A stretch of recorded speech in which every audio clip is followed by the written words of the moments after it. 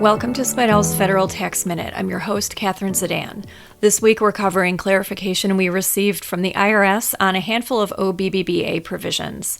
Spidel's post-tax season update and review webinar covers answers to all the questions that come up during tax season, like Trump accounts, the new qualified tips and overtime deductions, qualified opportunity zones, and more.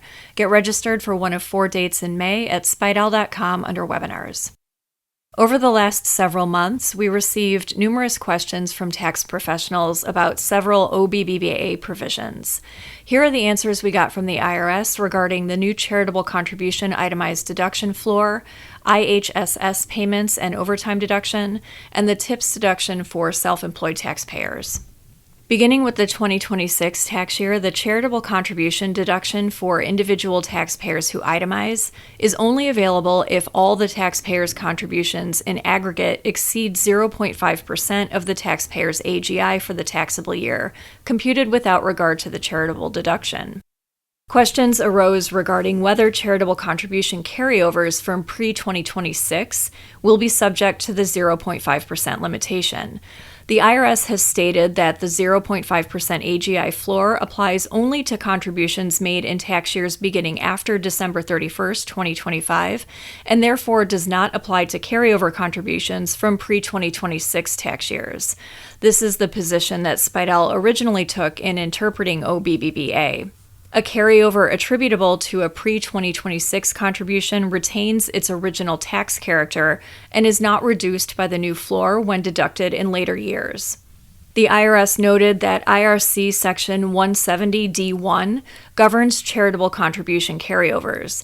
Under long-standing principles, carryovers retain the character and ordering of the original contribution year, and later statutory limitations generally do not retroactively modify the attributes of earlier year contributions unless Congress explicitly provides otherwise.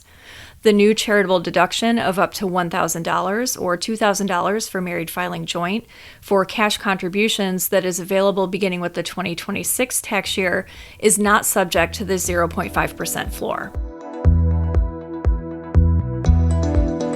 The IRS has confirmed that overtime payments made to in-home supportive service workers that are excluded from income under IRS Notice 2014-7 are not eligible for the new overtime deduction. Because the income is already removed from taxable income under Notice 2014-7, no overtime deduction applies. To claim the tips deduction, tips generally have to be reported on information returns like Form W-2, 1099-K, or 1099-NEC reported by the employer, or on Form 4137 Social Security and Medicare tax on unreported tip income reported by the employee. For self-employed taxpayers to claim the deduction for qualified tips for the 2025 tax year, tips have to be included on Form 1099, but they do not have to be separately stated. Beginning with the 2026 tax year, tips will have to be separately stated on Form 1099 to qualify for the deduction. This means that most self-employed taxpayers will not be able to claim the deduction for cash tips. Some taxpayers and tax professionals have asked whether self-employed taxpayers can report their tips on Form 4137 and qualify for the tips deduction.